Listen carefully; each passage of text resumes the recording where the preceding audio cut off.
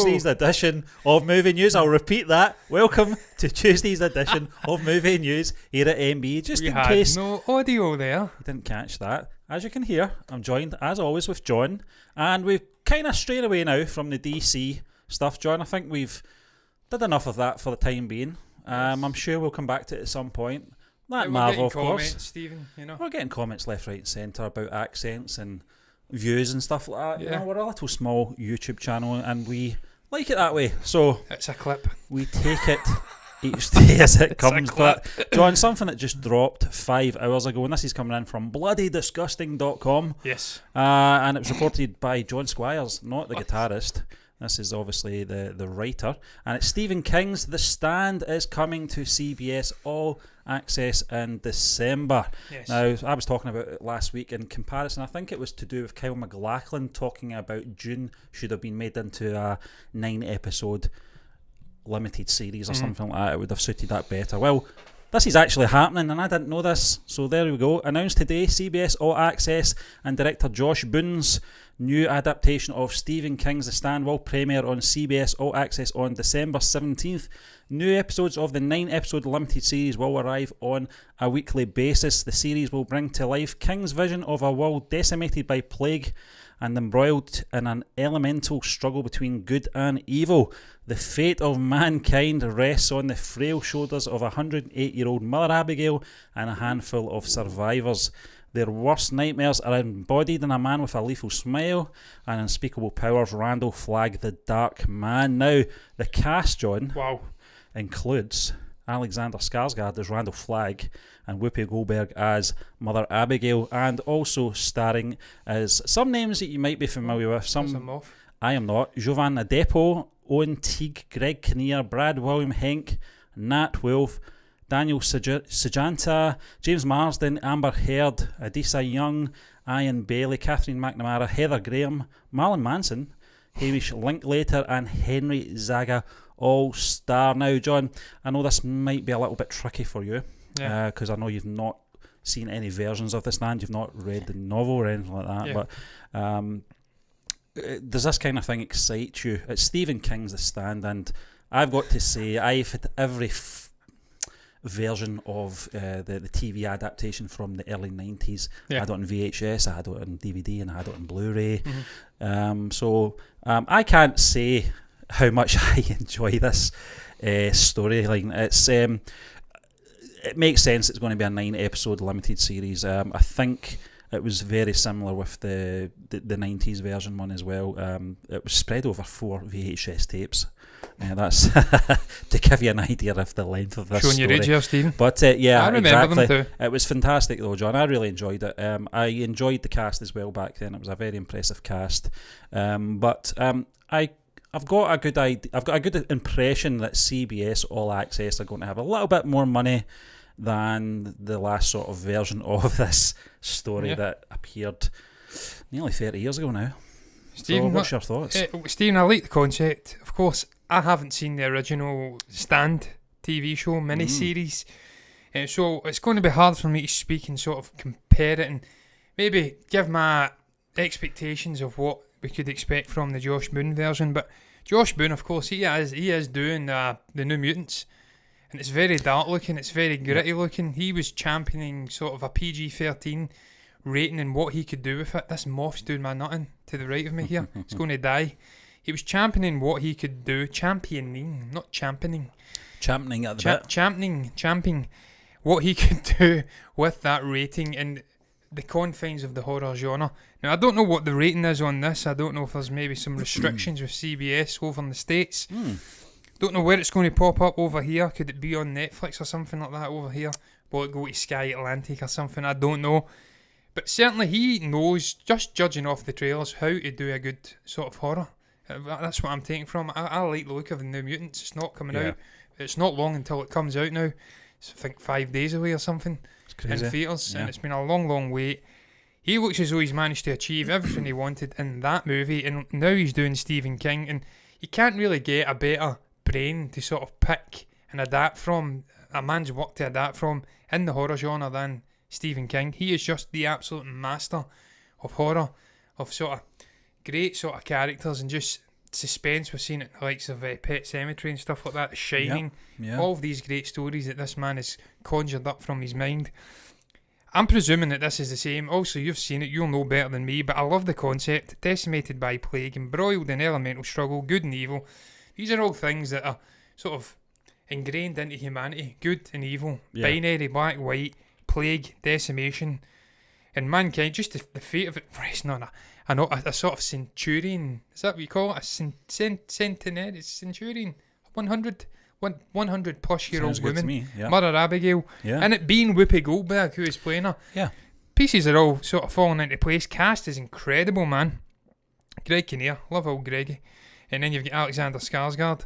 He's just magnificent, that guy. He's such charisma. You've watched a movie with him in it. He's also been in numerous movies over I don't know how long his career is. There's that many Skarsgårds, really. But he's an impressive actor. To get him in the leading role is a real sort of coup for them.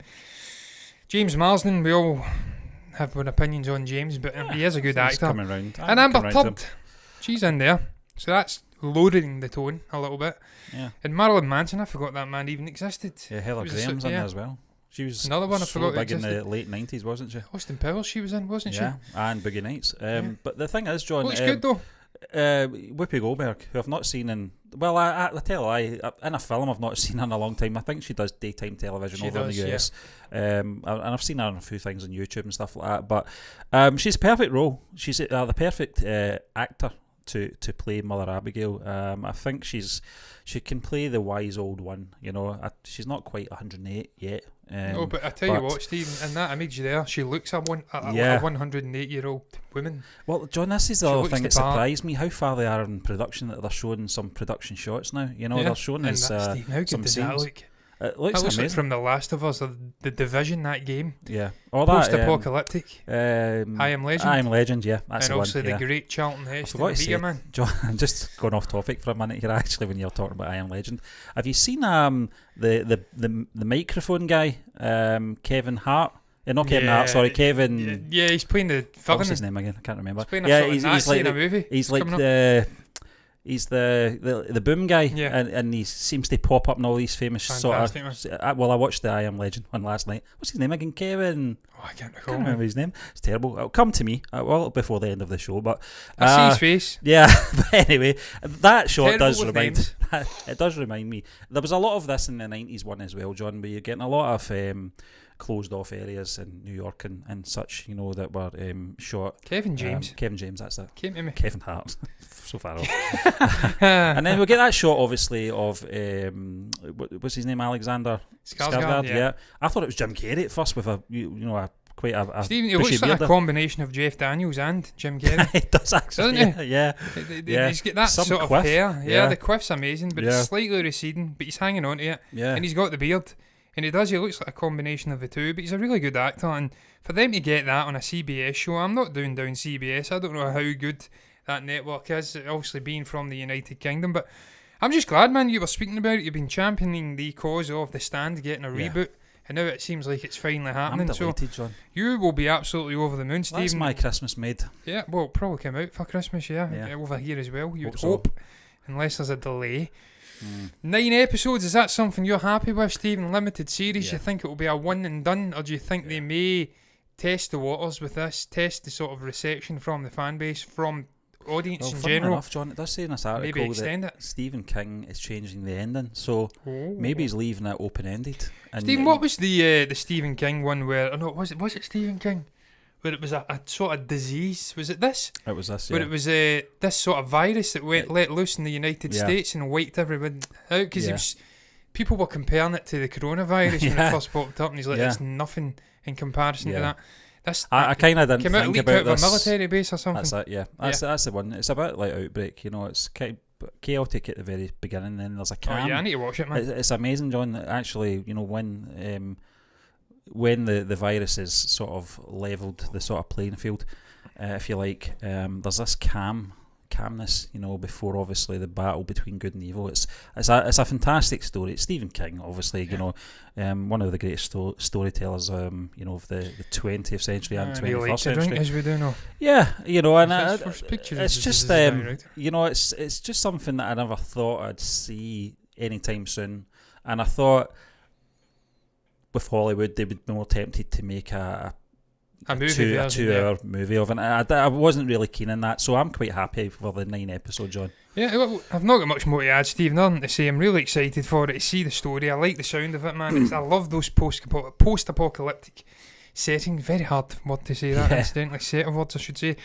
Stephen King's a man. The cast is there. Josh Boone will obviously see what he's created in the horror genre with New Mutants, and that will sort of act as a precursor to what we're getting with The Stand. But by no means is that going to reflect on The Stand. It's totally different sort of stories and different themes being explored and whatnot. This is a comic book movie exploring the demons of Anya Taylor-Joy's character.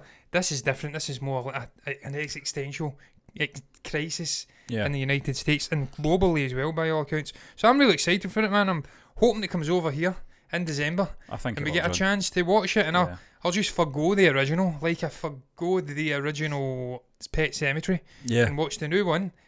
Some people think the old one's better, so perhaps I should go back and address that. Well, I mean, I would prefer it to be on Netflix, if I'm being honest, John. Or HBO. Not I've got anything against Sky or anything like that, but I'd prefer the whole series just come over and sort of another winner at some point for us, collectively. Rather not than to say it won't, Stephen. Once a week. Well, that's they could normally negotiate a deal with the UK. Well, that's what happened. Side of things. Cobra Kai it's coming over to Netflix over here in the UK. It was obviously champion on YouTube Red for a good couple of years, and now we're getting series 1 and 2 of that, so season 1 and 2 I should say.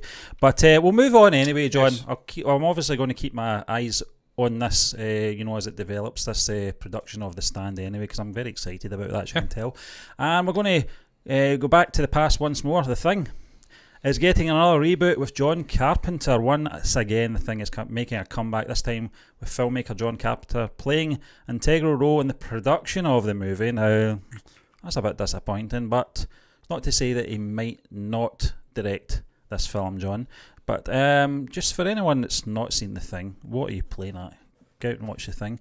I'm just going to read this little Russell's bit. magnificent mane and beard there. Yeah, it's a fantastic film, John. It's and you know something? It's one of those films. I probably put it in my top 50 all-time films. Yeah. But it's a film I don't go back to that often. Very much like The Shining. I'm the opposite. There's just some films. One Flew Over the Cuckoo's Nest was one I mentioned a few weeks ago as well, John, that I love that much, but something drains me when I watch certain films, and that was one of them. Arlington Road was the other one. It's just one of those films I can't watch too much.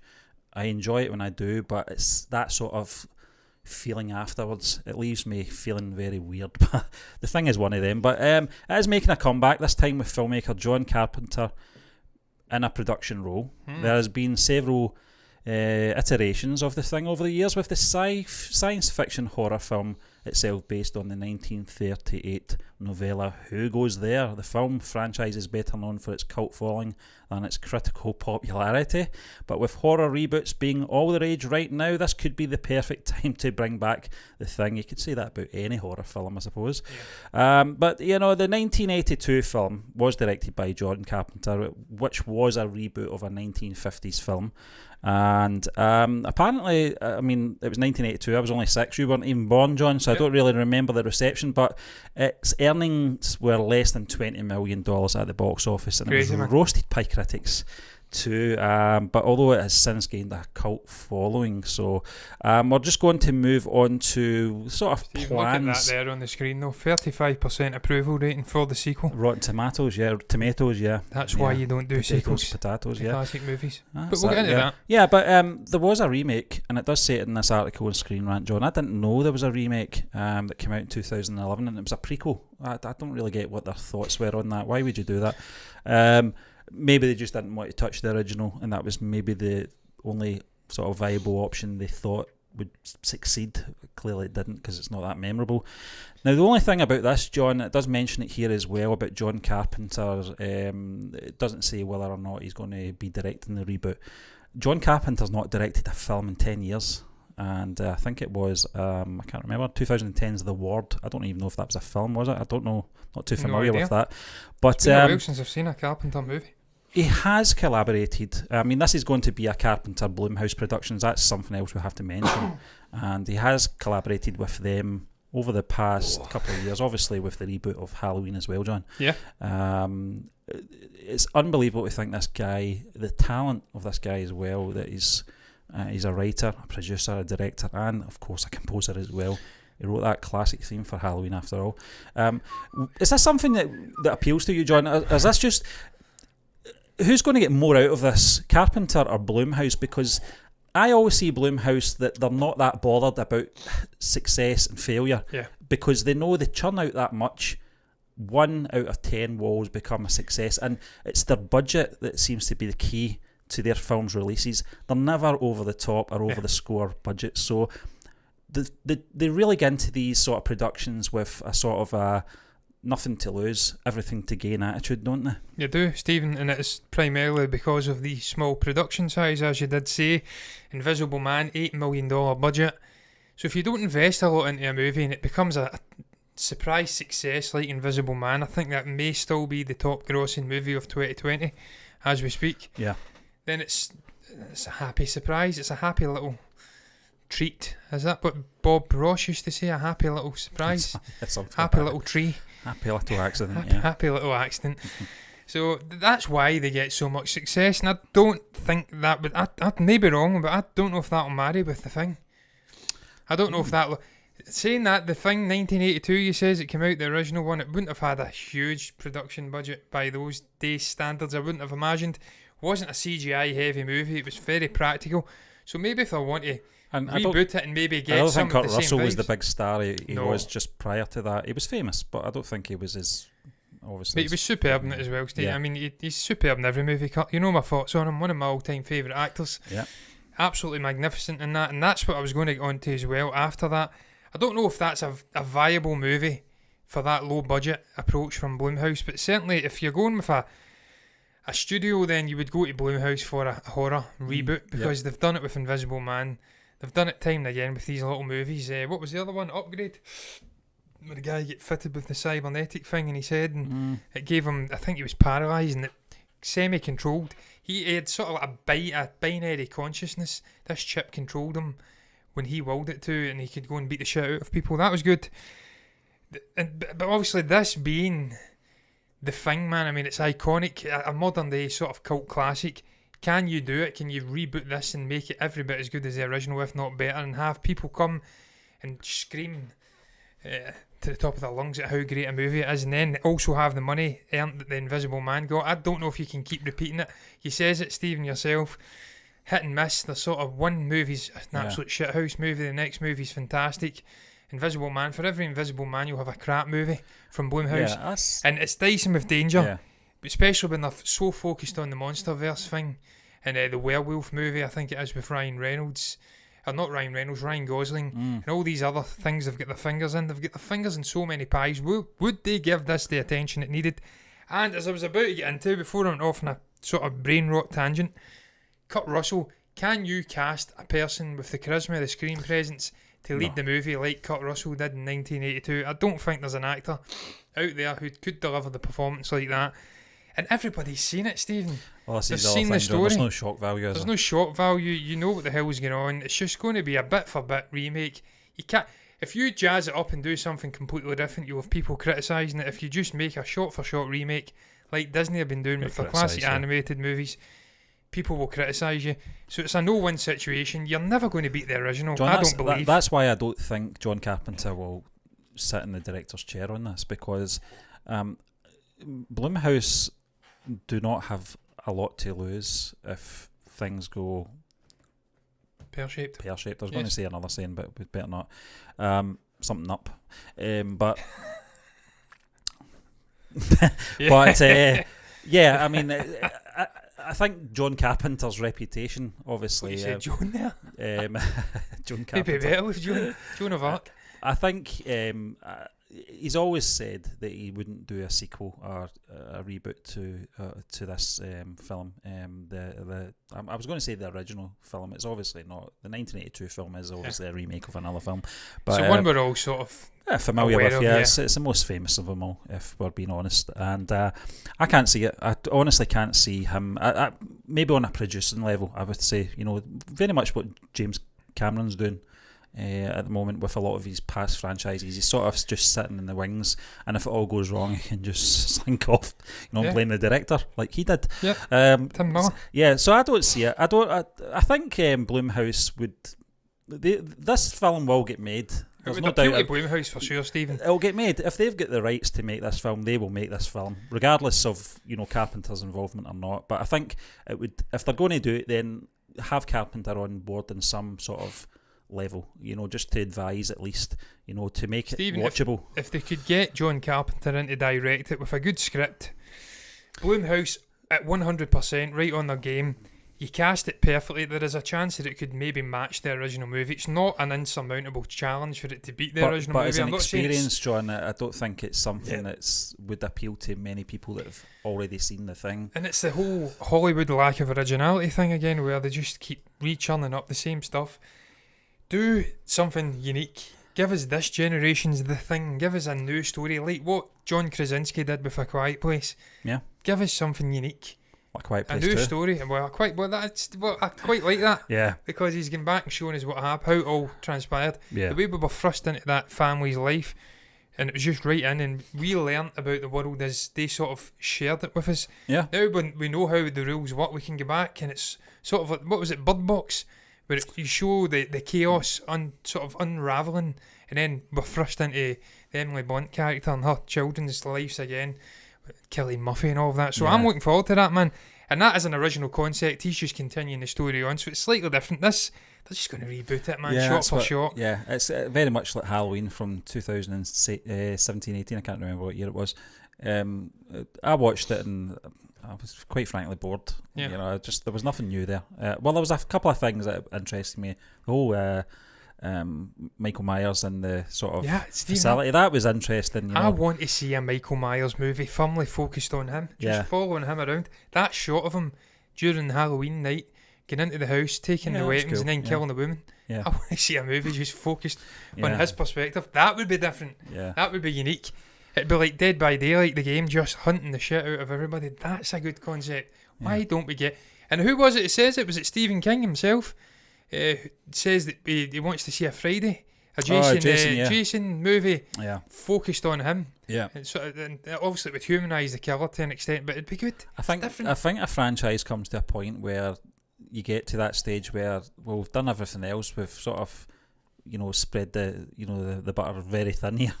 So let's just go in a different direction. I think that some franchises, if it just came to the sort of the end of the line, then they can do that, John, because they've got nothing really to lose. If you really want to see the other stuff, then watch the other stuff. But I would prefer to. I think Stephen King's got a point. I think the same with Michael Myers as well. You're going to take the mystery away, but you've also got those other films that you can go back and watch if you like. At the end of the day, it's a 40-year-old franchise, And it's something unique. Exactly, the legs on that are going to run out at some point. But we're going to move on, John. Yes. We're talking about sequels again. So it's reboots, remakes and sequels. And she's got ginger hair in this one. I'm hoping she's not in this. Aquaman sequel will be more serious, according to director James Wan. Yes. Now, John. Perhaps Amber shites in Aquaman's bed. In the sea. That happens down at Saltcoats quite a bit, I'm sure. According to according to Wan, we can't blame her for that. I think it's all the kids down the Ayrshire coast. According to Wan, the follow-up to 2018 hit, things will take a less OTT turn, over the top turn, is that? Yeah. I think the second one is a little bit more serious, a little bit more relevant in the world we are living in today. I think that's where it wants to go, said Wan. Now, John, there's not really much to this, I'm afraid, other than it's going to take itself a little bit more serious. Now, my concern is just how serious. He says a little bit more. I don't want to see a dark world. I don't want to see that happen to our man. My man. Yeah, exactly. So there's not going to be any more my man chat in this movie. It's just going to be a really brooding, dark Arthur just stalking around the place because Amber Heard's away, his love, Mira's gone. Or maybe they'll recast her with someone who isn't a sort of dodgy domestic abuse sort of something. I'm not going to, we'll just keep it, try and keep it a little bit ambiguous. I'll not come right out and say what I think. Someone who doesn't shite in beds, essentially. Maybe they'll cast it with a better role. I just can't speak about this woman now, Stephen, and not think about that image that was released. Yeah. It is beyond the pale what she did. It's ridiculous. I can't get my head around the fact that she actually thought that she could go in a lawsuit with Johnny Depp with that out there and it not get shown. Ludicrous, Maybe man. she thought Johnny wasn't going to mention it. And in the back of his head, he's like, that's a card up my sleeve. That's definitely getting mentioned. Yeah. You made me look like a fool, bitch. Yeah. You Allegedly. cut my finger off Yeah. with a vodka bottle. It's getting mentioned. But Stephen, look, man, this is intriguing. Joking aside, Amber Heard aside, if she's in it, it is what it is. Yeah. I personally won't be going to watch it, but hey ho, some people may. So you know what to do, James. Recast the role. But Stephen, look, what would you want to see in terms of villains? I'm actually trying to find Aquaman Villains here. Can you go in a completely different direction? Make it a darker movie by bringing in a bigger, more ominous villain who requires more respect from Aquaman. Him to have his full concentration on him, because Black Manta, he's one of the main arch enemies of Aquaman, and he was in the first movie. Yeah. It was really interesting, but I mean, you've used that, His and then also costume is terrible though. Yeah. He looked like a robot from Rocky 4. I didn't mind it in little bits, but yeah. And then obviously, I think, was it Patrick Wilson? Patrick Wilson, yeah. Played the stepbrother. He was the main villain. Or Marius. So you look arch villains, and that's the two arch villains of the character. So where the hell do you go after this? Well, Wilson's going to be in the new one, isn't he? He's going to be in the sequel, so... yeah, but I felt like they'd made amends. It's more like a Loki character, isn't it? Yeah. You know, it kind of flips. I think that's the way that relationship's going to go anyway, but... Maybe they'll go to the trench, Yeah. because there was talk of doing a John, trench but horror movie. There's something about Aquaman I loved in regards to it being the genre it was in. It was an action film. You know, do you remember we did I don't know if we did the trailer reaction. We watched the trailer anyway. Yeah. And there was that long sequence across the rooftops. That was classic James Wan. Fantastic, man. You know, so it's going to be very interesting to see where they go with it, because I don't want to see them lose that sort of momentum, you know, when they've just started, because it was a good film, you know, albeit you might not like someone in the film. It was a good film, and it was one of the films that kind of been a bit dramatical here, but saved the DCEU at that point. I felt, you know. Well, Stephen, Abdul Mateen II has confirmed he will be coming back as Black Manta in the movie. Okay. Maybe he has just got vengeance in his brain. He's wanting to hunt them down, and that's going to elicit a more serious response. Look, man, they have to make it more serious. They really do have to make it more serious. They changed things. It was airier. It was almost like an MCU movie. It had obviously comedy, and it was a lot lighter in tone than Man of Steel and all of the other movies we'd seen beforehand in the DCEU. I kind of felt it was sitting in between Shazam and the darker stuff, you know. Yeah, like Wonder Woman, perhaps. Just that was slightly lighter. Yeah. Shazam was way lighter. This was slightly in between. So they have to maybe make it a little bit more serious. We've got that out of our system, the whole my man thing, and I'm just acting a little bit goofy. He's a serious character. It needs to be treated with respect, and I want to see a slightly different change in tone. I don't want to completely wreck it of everything that was good about the original movie as well. You don't want to take that all out and have a soulless husk of a movie. You want Jason Momoa to impart some of his charisma, some of his personality in there, and he's a very fun, loving guy off the screen. So, but if they can balance it and get it right, then I'm absolutely on board. I'm just intrigued, man, about this movie. Yeah. How you better that first movie, because I've seen people saying it was crap. I didn't think that at all. I really enjoyed it. Yeah. Big sort of blockbuster vibes to it, amazing big bombastic action sequences. Yeah, visuals. A little bit too crowded at the end though, with all those things happening. Going on, but I'm sure they're better at it. Yeah. There's space, there's scope there to do. I think my concern is I don't want to see the Arthur character change too much. I don't want to see him become stuffy as Thor did those first two Thor films.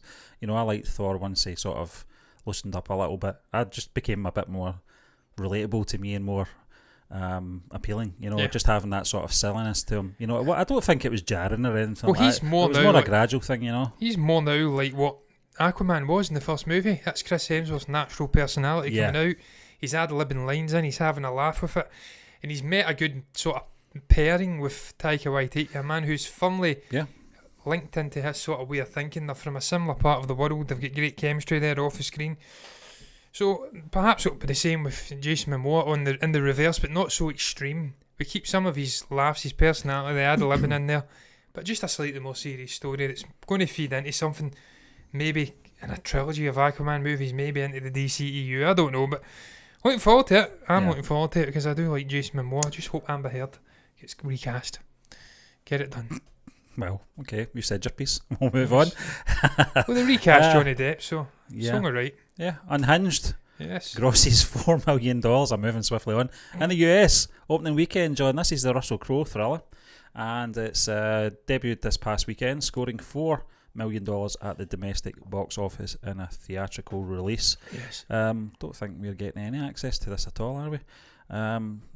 Not that I know anyway. Seen the trailer. Unless it's on maybe VOD, I'm not really sure. But I'm just going to read a little bit of this article. It's nice to talk about box office every now and again. We used to do the show, Box Office Chat, it was called at one point. Yes. And one day we'll get back. Before the Empire, yeah. Yes. More machine now. This was I think this is Screen Rant via Box Office Mojo. He's more fat now than man. What's happened to you, Russell? I was going to say, John, he's certainly not machine because you don't make machines that shape. What has happened to you, unless Russell? they're Volkswagen Beetles. But Unhinged played in just over 1,800 theatres during its domestic wide release. It did receive a limited run the week prior. This past weekend's $4 million haul brings the movie to just over $5 million. The numbers prove some people are ready to go back to the theatres because the week-to-week bump in box office revenue amounted to a growth of 575.5% for the new release. While the overall number might not seem like a lot, it actually well within range for a film of this size. That's an original IP and not based on a pre-existing franchise. Is this a film, just before we talk about obviously how it's performed, John, is this a film you are interested in seeing? Yeah, Stephen, I like Russell Crowe. He's an absolutely amazing actor, right up there. Joking aside about his sort of heftiness now. Yeah. He'll lose it. If he has to lose it, he'll lose it. There's no doubt about it. Yeah. He's getting to that stage in his life. He's a bit like De Niro. A lot younger than De Niro, but he just doesn't give a shit. He's won an Oscar. He's nothing to prove as an actor. Yeah. He's just living life to the absolute max. You live once, you've got to live it, your best life, and he's doing it. So I tip my hat off to him. Stephen, man, it looks very interesting. It does. I've seen the trailer. It looks like a good performance. Yeah. And I'm glad to see, just as an aside to that, an uptick in the box office, signs of some hope. Well, that's the other thing we're going to talk about, John. The theatres, the chains, the likes of AMC, Cinemark, Regal, obviously over here, Cineworld, View, Odeon. This is sort of promising little signs that we could return to some degree of normality. It's not going to get back to what it was prior to the pandemic. But if we can even get 25% and they can tide themselves over till next year, when we perhaps hopefully get a vaccine, then this could be very promising for the cinema going experience. It could save it. If this is what this is getting, Stephen, $4 million opening weekend. What did it open up? Was it $4 million? Yeah, $4 million opening. Yeah. What is Tenet going to get? Yeah. When it comes out, what is the New Mutants going to get? It's going to be a social experiment. Well, I think, John, this is the sort of first time I've seen this sort of succeeding. And with those box office numbers, you see they're doing something. China as well. Harry Potter. Yeah, that's right. $18 million. I was actually going to. That was last week, wasn't it? Yeah, I saw that.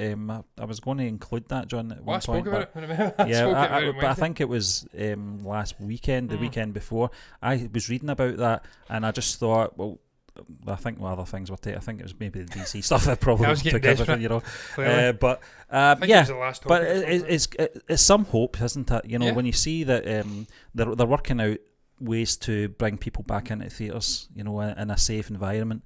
It can only be a positive, and it's good to see obviously a Russell Crowe film as well. This is one that I do want to see. I was being serious. I don't know where we're going to get to see this. I've not really searched for it or anything like that. It'll probably come out later in the year if things keep improving, or maybe next year. Yeah, like we've seen with Parasite and whatnot, really delayed release just because of backlogs and try to find a spot for it to be released in. Yeah, I'm sure it will come out though. I mean, look at that. What was it? The Current War? Yeah, took forever. Yeah, that's right. Was it the Current War? The Current War came out. Was that not to do with? No, it wasn't. It wasn't Current War. It was that other one. Current War was to do with Harvey Weinstein. It was the one with the Oxford Dictionary. I'm trying to remember who was in that movie. The guy, that's ridiculous, I can't remember it, but it was the one about the Oxford Dictionary. The Scottish guy or something found in it. I think that's what it might not have even been Scottish, I can't recall. Same kind of. Yeah, but it took forever to come out. It got delayed. This could be the same. It probably will. I hope it's the same because it does look like a good movie, Stephen. And I've not seen Russell in a while. And every time he acts, even if it's a little movie like this, he knocks the ball out of the park. He's a these are the type actor. of films, John. These are the type of films that you want to that level of sort of film. You know, it's not a massive production or anything like that, but these are the films that you want to put out. Bill and Ted as well, obviously, will be getting a sort of limited release as well. But that's the sort of level of the film that you do this with. It's not the likes of Dune. You don't do it with Mulan's a different thing now. But you don't do it with Dune. You don't do it with Tenet. But I'm glad to see it succeeding anyway. But it was Mel Gibson. The Professor and the Madman was that movie, Stephen. Right, yeah. There was issues with the production. It got delayed. Him and Sean Penn. Sean Penn, released. yeah. So, and that was a good movie. I really enjoyed that movie. It didn't get enough love for me. But yeah, hopefully it'll be a similar thing with this. It'll come out later in the year or beginning of next year. Hopefully things continue to improve. People are not getting this bloody thing as often as they were at the start of the year. John, see films like that, I think the reward should be a re-release once things hopefully get back to normal to give it a proper run, because I think these films are basically the sort of canary in the mine, aren't they? They're getting in there and getting tried and tested. They're either going to succeed or fail or die. So it's good to see there's a bit of success there, and hopefully it'll get its just rewards. Absolutely. That's why I laugh at people who are just shitting on Christopher Nolan at the moment, saying that he's a disgrace. No. He's obsessed with theatres and sort of protecting that communal experience. In the middle of a pandemic, he's risking lives. He only cares about himself. He's got an ego. I don't think that at all. I think the man just wants to respect the art of going to the theatre, the artistry of having the movie shown where it's supposed to be seen on the biggest possible screen. He's passionate. He's a traditionalist, and if anybody's going to save it, man, it's going to be him with that movie. It just is, plain and simple. Kathleen Kennedy, because that's who we're moving on to next. Is she the saviour of cinema? Who knows? But Lucasfilm head wanted Captain Marvel 2 director for Star Wars. Kathleen Kennedy says she was disappointed when Nia DaCosta was announced as the director of Captain Marvel 2, as she was interested in her for a Star Wars film. Now, Kathleen Kennedy spoke to The Wrap about how Lucasfilm is hoping to shape the future of the franchise after the Skywalker saga. She said that they aim to take a step back and absorb what George Lucas had created, but this has also given them a chance to meet with different filmmakers and hear their pitches on future Star Wars properties. When asked about whether they would hire more women in the future, Kennedy said it's absolutely a priority. I thought a priority would be good filmmakers regardless of sex. She went on to specifically name the Candyman director, saying, I was actually sad because I love Nia DaCosta, who was just announced to do Captain Marvel 2. She's another director I've been watching, and I think she is enormously talented. Can't disagree with that. No. She is a fantastic director, John. I don't understand her sort of point here though, because she's been cast to do Captain Marvel 2. Though, to be fair, John. Yeah, she can come in after it and direct a Star Wars movie. Nothing holding her back in the future. She's a young director. Can do both, yeah. Yeah, she's a very young person, so director sort of circles anyway. I don't know how old she is exactly, but she's got a long time left, and she's got a long time to hone her craft and then come and direct a Star Wars movie. Just like Taika Waititi. Exactly, Stephen, I'm absolutely confident we will have a female Star Wars director in the film sort of spheres at some point.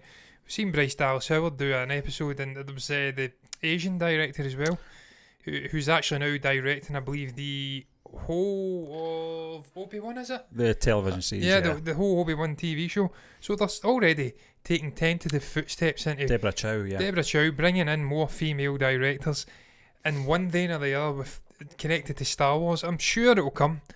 If not Patty Jenkins or Nia DaCosta, someone will direct a Star Wars John, movie. I don't know. Sometimes I feel that it's the line of questioning that Kathleen Kennedy may be given. You know, that she's asked certain questions and she does have to answer them a certain way, like, do you see Star Wars having a female director in the future? Then she has to answer it in that fashion. Yeah. But when it's down in black and white, sometimes it does look like that's all she's seeking out. Yeah. You know, you never hear her talking about Taika Waititi or anything like that. Perhaps you do. I've never seen it. But it might just be the way that, you know, the agenda is driven towards her at this stage. But Who knows? Stephen, I hope she's done though. I know I'm going off on a tangent here. I agree with what she's saying. Look, it's important that we get representation in all forms of the filmmaking process, behind the camera, in front of the camera. It's a very diverse and rich world with people of all creeds, colours, religions out there, and it shouldn't be dominated by one gender, by one ethnicity. John, it's wrong. We should have representation. We'll try to get females on this show, but for different reasons. We want more subscribers. Yes, because it's clearly the way to go. That's how you get your subscribers. You get females on. But it's not going to happen because no one we know of the female orientation is interested in movies. We've always got the bots. So yeah, we've got the... Getting a lot of comments just now from bots. So love it. Yeah, fembots from Austin Powers.